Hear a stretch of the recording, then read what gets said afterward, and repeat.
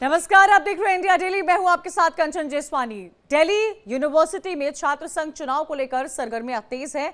कल नामांकन करने का अंतिम दिन था। आज उम्मीदवार अपने नामांकन पत्र वापस कर सकते हैं। मतदान 27 सितंबर को होगा और 28 सितंबर को परिणाम घोषित कर दिया जाएगा। पिछले साल भी सितंबर महीने में ही छात्र संघ चुनाव संपन्न हुए थे, जिसमें केंद्रीय पैनल के 3 पदों पर एबीवीपी की जीत हुई थी, जबकि एनएसयूआई ने उपाध्यक्ष पद पर जीत दर्ज की थी। इस बार हॉस्टल, फ्री वाईफाई, फीस की बढ़ोतरी, कैंटीन, लड़कियों के लिए सैनिटरी पैड समेत कई मुद्दों को लेकर चुनाव में मजबूती से इन मुद्दों को उठाया जा रहा है।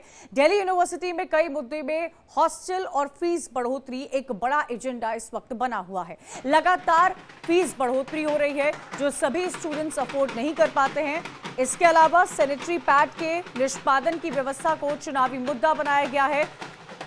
अगर महिलाओं की भागीदारी 50% है तो दिल्ली विश्वविद्यालय चुनाव में 50% महिला उम्मीदवार होनी चाहिए। दिल्ली यूनिवर्सिटी के 4 प्रमुख पदों में से 2 को महिलाओं के लिए आरक्षित करना चाहिए।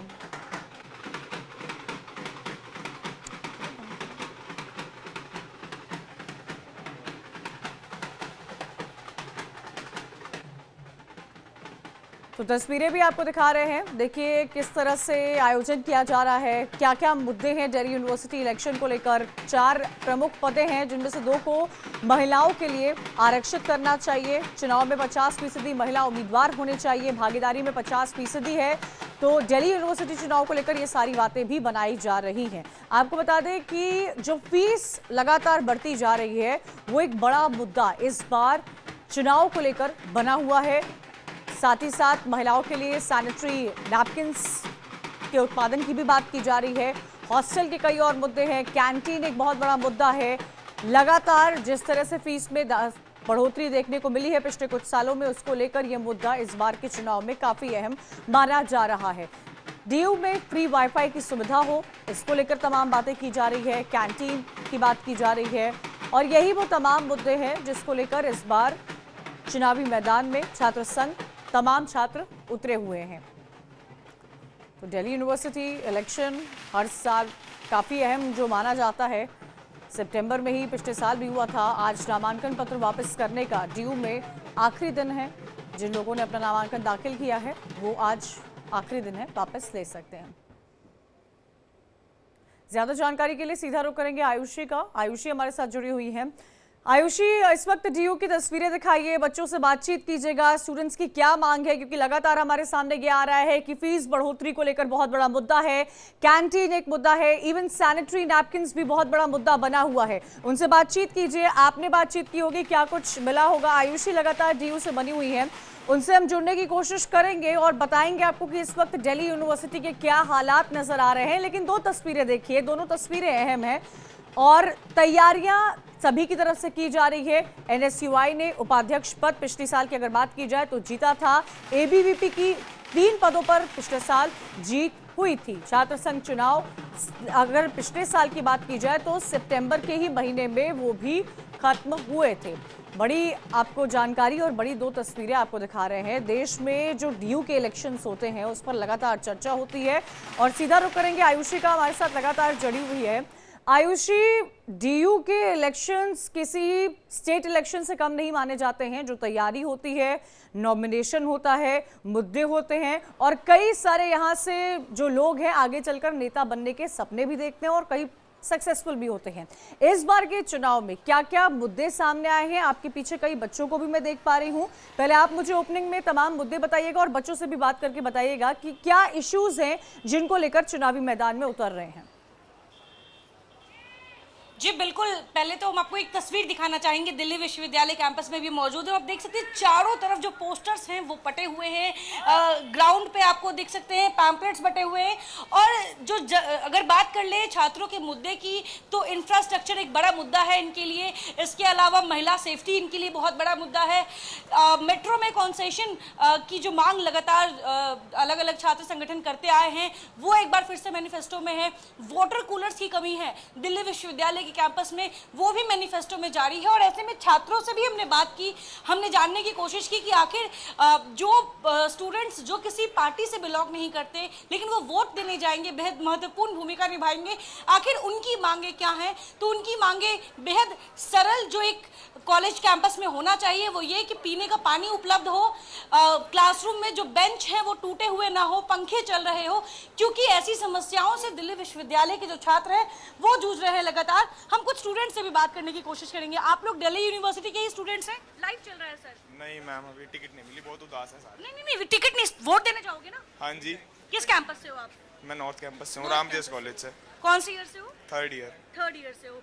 ये बताओ, इतने सारे कैंडिडेट्स फॉर्म फिल कर रहे हैं, एबीवीपी, एनएसयूआई, क्या लगता है किसके मैनिफेस्टो में है जो दिल्ली विश्वविद्यालय की तस्वीर बदल सकता है? कोई भी नहीं बदल पाएगा इस बार तो। सबका मैनिफेस्टो वही रहता है, फेक, बस शुरू में दिखाना, बाद में पीछे हट जाना। जैसे वही पर्चों वाला हुआ था ना, पहले पर्चे उड़ाए तब वीडियो बनाई, फिर पर्चे उठाते हुए वीडियो बनाई। तो कोई बेनिफिट नहीं दे सकता, बेनिफिट खाली देगा। होना चाहिए, क्या चीजें हैं जो दिल्ली मैं आपको बताता हूँ ना, एक बार जाओ इधर का इंटरव्यू लेने की जगह कॉलेज में जाके कॉलेज के वॉशरूमों की वीडियो बनाओ, कॉलेज के वाटर कूलर की वीडियो बनाओ, वो आपको ज्यादा टीआरपी दिलाएंगे इन सब इंटरव्यू से, क्योंकि वो हालत इतनी खराब है वो कोई ठीक ही नहीं करा सकता। वो कोई ठीक ही नहीं करा सकता। उसके लिए बजट बहुत ज्यादा पास कराना पड़ेगा। इतनी जो शोशेबाजी होती है, जो गाड़ियों की काफिले लगते हैं कॉलेज कैंपस में, पर्चे बांटे जा रहे हैं, इसका कोई फायदा नहीं है इलेक्शन का? उसकी एक अलग चीज है कि जैसे 100% बच्चे हैं ना, तो 20% हवाबाजी से इन्फ्लुएंस हो रहे हैं, बाकी काम से इन्फ्लुएंस हो रहे हैं। जो 20% हवाबाजी से इन्फ्लुएंस हो रहे हैं ना, तो उनके लिए हवाबाजी की जा रही है। 100 आप वोट देने जाओगे तो किसको क्या देख के जाओगे? कोई वॉशरूम साफ करवाने वाला? मेरा तो बड़ा भाई खड़ा हुआ है ना, मैं तो उसी को दूंगा। किस पार्टी से?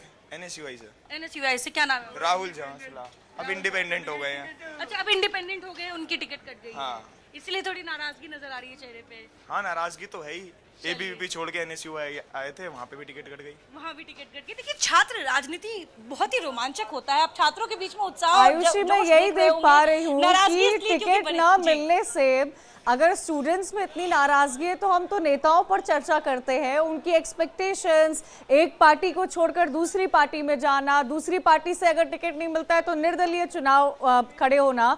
आज की जनरेशन और आज की जनरेशन के मुद्दे बहुत लेजिटिमेट भी लग रहे हैं। बहुत इंपॉर्टेंट इशू को भी आयुषी उन्होंने उठाया था कि आप सोचिए, यहाँ आप इंटरव्यू ले रहे हो लेकिन असली तस्वीर तो आपको डीयू के टॉयलेट्स की दिखानी चाहिए, जहाँ एक तरफ हम देश भर में महिला सुरक्षा, शौचालय की बात करते हैं, वहीं अगर हमारे देश की सर्वोच्च यूनिवर्सिटीज के ऐसे हाल है जहां पर स्टूडेंट्स टॉयलेट की क्लीनलीनेस को लेकर, बेसिक हाइजीन को लेकर मुद्दा उठा रहे हैं, तो ये चिंता का विषय जरूर बना है। आयुषी, बिल्कुल, ये एक बड़ा सवाल है कि जिस यूनिवर्सिटी में हर साल चुनाव होते हैं, और मामूली चुनाव नहीं, ऐसा चुनाव होता है जिसमें करोड़ों रुपए खर्च होते हैं, बड़ी बड़ी पार्टीज इन्वॉल्व होती है, और चुनाव होने के बावजूद भी कैंपस की तस्वीर नहीं बदल पाती है। चाहे वो छात्रों की जो बेसिक नेसेसिटी है, जो साफ सुथरे की बात कर ले, वॉशरूम क्लीन की बात कर ले, क्लासरूम की जो खस्ता हालात है उसको सुधारने की बात कर ले, मैनिफेस्टो में इन चीज़ों का जिक्र भी नहीं होता है, क्योंकि उन्हें लगता है कि ये मुद्दे है ही नहीं। मुद्दे हैं मेट्रो में फ्री कंसेशन को लेकर, मुद्दे हैं फ्री बसेस को लेकर, ये मुद्दे जरूर मैनिफेस्टो में नजर आते हैं, लेकिन क्लासरूम से लेकर वॉशरूम तक की जो गंदगी और जो खस्ता हालात है उसके बारे में बात कोई नहीं करता। लेकिन जब आम स्टूडेंट से हम मिलते हैं तो वो जरूर जिक्र करते हैं कि मैम, जब सुबह हम अपने कॉलेज कैंपस आते हैं, खासतौर पर मैंने जब फीमेल स्टूडेंट से बात की तो उन्होंने भी सैनिटाइजेशन को लेकर कई सवाल उठाए। वुमेन सेफ्टी भी एक बड़ा मुद्दा है यहाँ पे। उनका कहना है कि शाम को जब भी वो कैंपस से निकलते हैं, और खासतौर पर जो फर्स्ट ईयर की स्टूडेंट्स होती हैं, उनको ऐसी चीजें फेस करनी पड़ी है। तो बातें होती हैं, लेकिन चुनाव आ गया है, आप देख सकते हैं हर तरफ ढोल नगाड़े। जी, मैं देख पा रही हूँ, लगातार तस्वीरें आप हमारे साथ शेयर कर रही हैं। कई लोगों से भी आपने बातचीत की होंगी, आगे भी बातचीत करते रहिएगा, क्योंकि बड़ा चुनाव है ये। दिल्ली का कॉलेज का इलेक्शन कोई आम स्टेट इलेक्शन से कम नहीं माना जाता है, जिसकी तस्वीरें आयुषी लगातार आपको दिखा रही थी। शुक्रिया आयुषी जानकारी देने के लिए। आगे बढ़ते हैं और एक अहम खबर का रुख करते हैं। हिंदुओं के लिए सबसे पवित्र स्थलों में से एक तिरुपति बालाजी की मंदिर के प्रसाद में महापाप परोसा जा रहा था। नेशनल डेयरी डेवलपमेंट की रिपोर्ट में यह खुलासा हुआ है कि मंदिर में लड्डू बनाने के लिए मछली के तेल और बीफ की चर्बी का इस्तेमाल किया गया है। आपको यह भी बता दें कि FSSAI के सत्ता में रहने के दौरान लड्डू बनाने के के लिए बीफ की चर्बी और मछली के तेल का इस्तेमाल हुआ। आंध्र प्रदेश के मुख्यमंत्री चंद्रबाबू नायडू ने यह दावा किया कि पिछली सरकार ने पवित्र मिठाई तिरुपति लड्डू बनाने में घटिया सामग्री और जानवरों की चर्बी का इस्तेमाल किया था और इसको लेकर देश भर में आपको बता दें कई तरह की प्रतिक्रियाएं सामने आ रही है।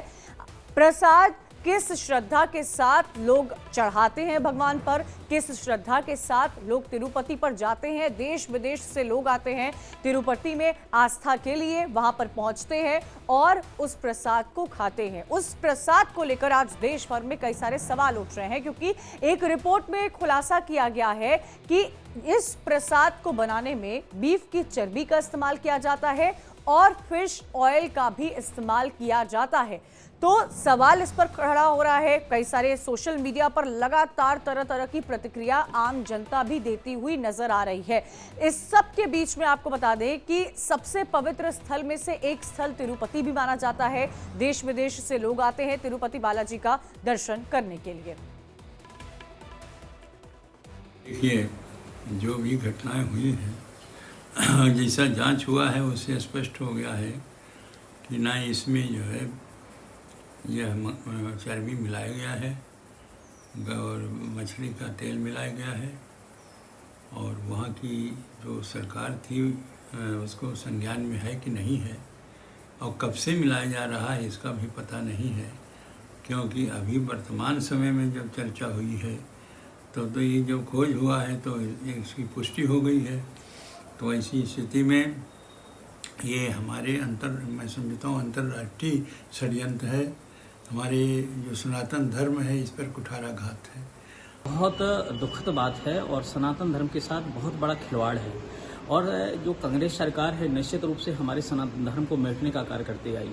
वो तो राम जी को भी नकार गई है, उसने तो कोर्ट में तक एविडेंस दी है कि राम है ही नहीं है, राम सेतु को उसने नकारा। तो ऐसी स्थिति में उससे आशा खैर क्या किया जा सकता है।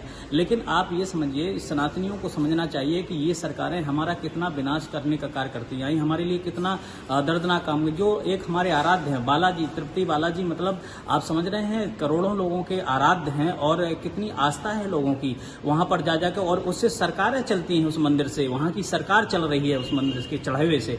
लेकिन आज जिस प्रकार से विधर्मियों को वहां पर बैठा दिया गया, जिस प्रकार से हिंदुओं से हाथ से छोड़ करके ईसाइयत को व्यक्ति को वहां पर बैठा दिया है, तो ऐसी स्थिति में आशा क्या किया जा सकता है। लेकिन वर्तमान सरकार से मैं निवेदन करना चाहूंगा कि इसकी तत्काल संज्ञान लेना चाहिए और इसको तत्काल जो है वहां से जो विधर्मी टाइप के लोग बैठे उनको हटाना चाहिए। तो देखिए, ये रिपोर्ट में सामने निकल कर आया है और इस रिपोर्ट में साफ लिखा है किन किन चीज़ों का इस्तेमाल हुआ है। वो देखिए, सोयाबीन, सनफ्लावर, ऑलिव ऑयल के अलावा फिश ऑयल का भी इस्तेमाल हुआ है, बीफ का भी इस्तेमाल हुआ है। नेशनल डेयरी डेवलपमेंट की रिपोर्ट में क्या कुछ निकला है, अब ग्राफिक्स के जरिए आप इसको समझिएगा। लड्डू और अन्नदानम के सैंपल की जांच हुई थी जिसके रिपोर्ट में ये तमाम चीजें सामने आई है और उस रिपोर्ट का भी जिक्र लगातार पहली तस्वीर में हम आपको दिखा रहे हैं। अभिषेक हमारे साथ मुंबई से जुड़े हैं ज्यादा जानकारी के साथ। अभिषेक, बहुत बड़ा सवाल खड़ा कर रहा है, ये पूरे सिस्टम पर सवाल खड़ा कर रहा है। किस आस्था के साथ सिर्फ देश ही नहीं विदेश से भी लोग आते हैं तिरुपति बालाजी में दर्शन करने के लिए, और अगर प्रसाद में ऐसे इंग्रेडिएंट्स का इस्तेमाल किया जाता है तो ये बहुत बड़ा सवाल है पूरे सिस्टम पर। जो प्रसाद बनाता है, जो लोग इसमें इन्वॉल्व हैं, जो सरकारें हैं, जो प्रशासन है, जो प्रसाद खरीदता है, जो बेचता है, बहुत सारे लोग इसमें इन्वॉल्व हैं।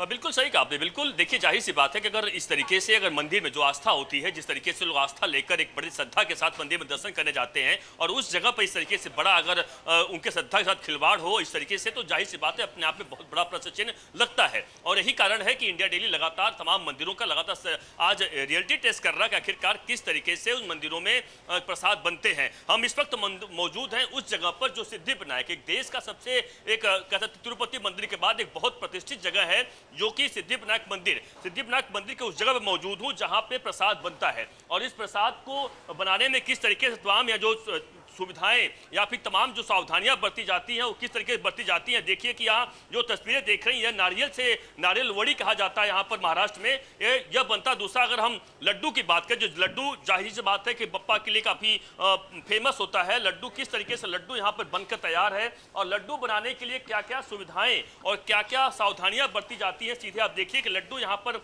एक लड्डू जो करीबन इसका 50 ग्राम इसका वजन होता है और 50 ग्राम वजन के साथ यहाँ पे देखिए किस तरह से पैकिंग की जा रही है। यह लड्डू आप समझ सकते हैं कि जो भक्त यहाँ पर आते हैं उनको दिया जाता है। इसका एक लड्डू का जो दाम है उसका 15 रुपया इसका दाम है। और लड्डू बनाने के देखिए जितने भी लोग यहाँ पर हाथ में इस वक्त ग्लव्स लगाए हुए हैं, सर पर यहाँ पर तमाम जो सुविधाएं ली गई है ताकि कहीं पर भी कोई ऐसी गड़बड़ी ना हो। कुछ तरीके से हमारे साथ यहाँ की बात करने के लिए बीना मोरे पाटिल मैडम मौजूद है जो कि यहाँ के एग्जीक्यूटिव ऑफिसर हैं। मैम इधर थोड़ा आ जाइए, आप बताएं क्या क्या खास तौर से तिरुपति की घटना के बाद हर किसी को डर है कि क्या हम प्रसाद जो खा रहे हैं वह सही है या नहीं, तो आप समझाएं कि प्रसाद में क्या क्या आप लोग मिलाते हैं, किस तरीके से वो बनता है। नमस्ते। सिद्धिविनायक मंदिर का जो हमारा लड्डू का प्रसाद है वो बहुत ही फेमस है। लोगों की भावनाएं, लोगों की श्रद्धाएं इसमें जुड़ी हुई है और इसका कंट्रोल, इसका क्वालिटी कंट्रोल हम बिल्कुल ही मेंटेन करते हैं। लोगों की भावना को नजरिए में रखते हुए ये बिल्कुल अभिषेक, और देखिए हर तरफ से अलग अलग तस्वीरें सामने आ रही है। ये आप सिद्धि विनायक की तस्वीरें देख रहे थे जहां पर हमारे संवाददाता अभिषेक ये समझाने की कोशिश कर रहे थे कि आखिर प्रसादम बनता कैसे है सिद्धि विनायक में। एक छोटा सा ब्रेक, जल्द हाजिर हो रहे, खबरें लगातार जारी है।